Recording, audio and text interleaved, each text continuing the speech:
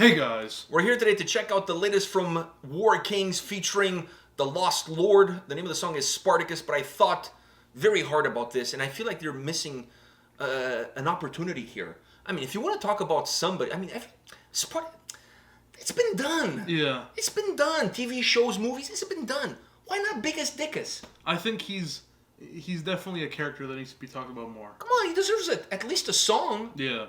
If anything, okay, if you don't want to talk about Biggest Dickus, if you don't want to make a song about the glory of Biggest Dickus, talk about the glory hole from the movie 300, where the guy kicks the other dude into the glory hole. But that glory hole can only be used by Biggest Dickus. That is true. That was a massive glory hole. Definitely. Fuck. One of the biggest in ancient world. You know who built it? Who? Aliens. Definitely. All right. On that note, let's hit up this song, Spartacus by Warkings, featuring the Lost Lord.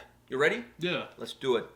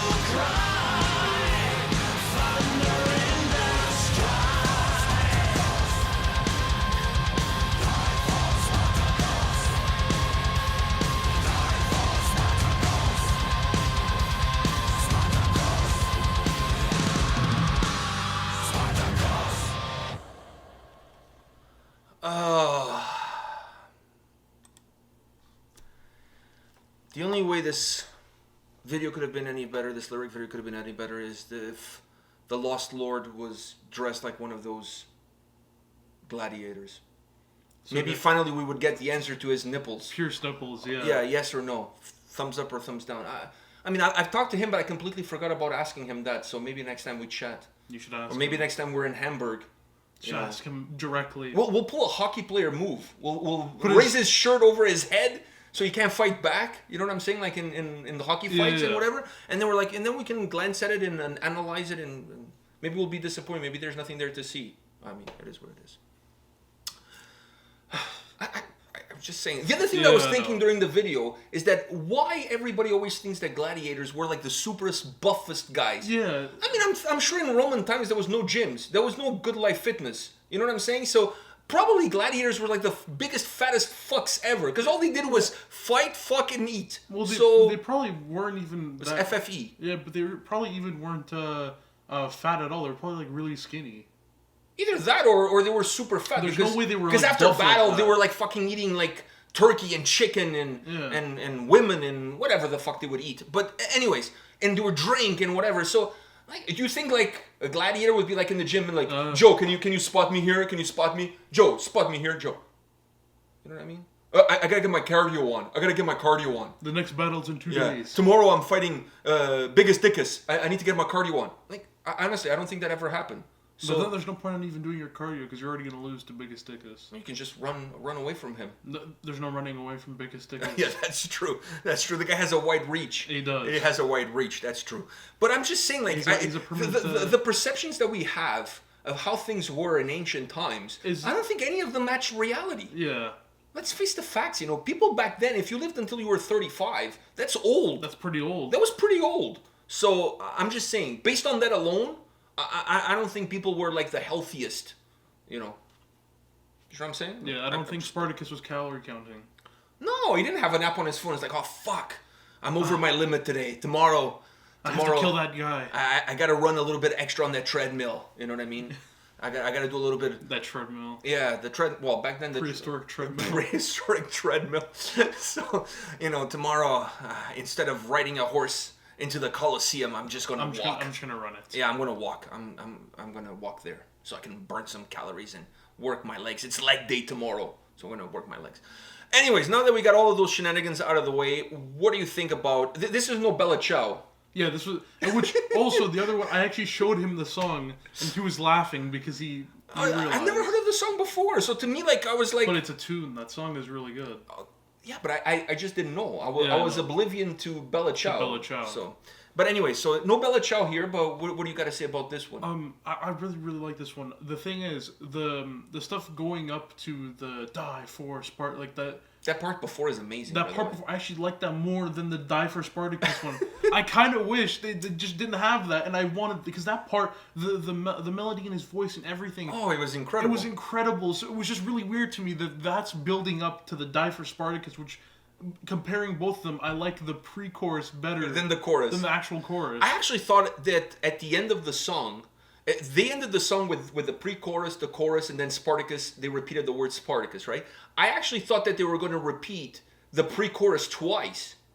Because I'm with you. I think it was more bombastic than the whole chorus. Yeah. So I actually enjoyed that piece more. So I actually thought they were going to end the song with that. Because it was so melodic. It was so nice. It was so nice. It had such a nice fluidity to it. Having said that, I don't mind the whole Spartacus chant because it's kind of like a war battle cry. Both of them, the pre-chorus wins, in my opinion. Yeah, in my opinion too. I wanted them to double it up. Like you could still have the die for Spartacus and then Spartacus. Yeah. But have that as a double whammy there. I think it would have given the song a little bit of a kick. At least me personally, I would have done that because it's so super catchy. Yeah. That part is catchy, it's melodic. The other one is more straight to the point. I think in a live setting, it's completely. It kind of has a reverse role because in the live setting, you're kind of waiting for the die for Spartacus because you can sing along. The other part, you're like vibing to it. But the other part is so good that I know, even feel like... But you also want to die for Spartacus. You know, with your beers and whatever. Yeah. With your fat bellies, die for Spartacus. You know what I mean? Like, fat bellies, I'm referring to myself. Exactly. So, but I'm not 100% outside of where you are. I'm a little bit with you. Now, what did you think about the Lost Lords vocals in there? I mean, they were a nice touch. I must say. The amount of vocal changes in the song, I really enjoyed. You know, those harsher vocals, and then the cleaner vocals with the pre-chorus, and then everyone coming together with that chant of "Die for Spartacus." I really do like the changes because it brings something new to the song. It makes the song have a nice flow. Nice flow to it, yeah. One thing I liked about the harsh vocals was just the fact that they were heavy And they were different. They were different, so it didn't interfere with the other vocals that came after, because the two of them were very separated in terms of the style and the tone of clean vocals or anything. Exactly, but it worked really well. Holy fuck! I mean, we know that the Lost Lord, I'm going to start referring to him as the Lost Lord. As the Lost Lord. The Lost Lord. We all know that he has incredible... That's his LARPing name. Maybe he hangs out with Saltatio Mortis exactly. on the weekend and they do shit together. So anyways, I honestly think he's one of the greatest vocalists. Like, the guy has an just outstanding voice. Like, just... There's nothing he cannot do. And I think this song kind of proves it. That if he wanted to go full-on power metal, I think he could. Because he could also do both, right? He could do the cleaner vocals, he could do the harsher vocals, he can do everything. But his voice, to me, it added... Because the song has aggression, right? So you have that heavy vocals at the beginning, then you have that more melodic piece in the middle, and then you have that what do you call it? That anthem screaming out, "Die for Spartacus" at the end, that brings the intensity back up again. So it has a nice flow to it. One more thing I want to say is this, because I've said this before. I'm not a fan of using just one thing in a song, specifically if it feels out of place. Like, if you're gonna have a guest vocalist in, make sure you have a roadmap on how you're gonna use them. Yeah. All right. Don't just use them once. You can use them. You can use them once, if, for example, if it's like a narrator, or if it's like a what do you call it, a bridge, or part of a chorus, or if the song is like a duet or something like that, and there's a part where the other person answering backward. You have to have a vision for what you want out of the song and how you can include that person. So you're not just including that person for the sake of including, you're actually adding something to the value of the track. So when the Lost Lord came right at the beginning, right off the gates, I was like, oh fuck. In my mind, I was thinking, I hope this is not just like right now. They blow their load in. Yeah, they blow their load in the first 5 seconds. There's no foreplay whatsoever, yeah. and then it's done. So when he came back again for round two, fight after the Spartacus, Die for Spartacus, I was like, fuck. These guys, they know their shit. They know how to use their This is how you do it. You do it this way. You bring the person, they're part of the song, they become part of the construction of the track. They're not just like a little piece here, a little piece there that feels out of... Imagine if he came in the beginning, and then that's it. And you don't hear him for the rest of the song. It would be like, what the fuck? What was that for? I'd rather him be like the other one. Like, far... If you're only going to use him once... I'd rather it be towards the end of the song. Not yeah. at the beginning. But so I was worried about that when the song started off like that. But then I see that these guys, they've been spending time in Valhalla, so they know what they're doing. Yeah, they know the deal. They know what the fuck is going on. They know what time it is. And it's time for us to call it a day. We'll see you guys tomorrow. See ya.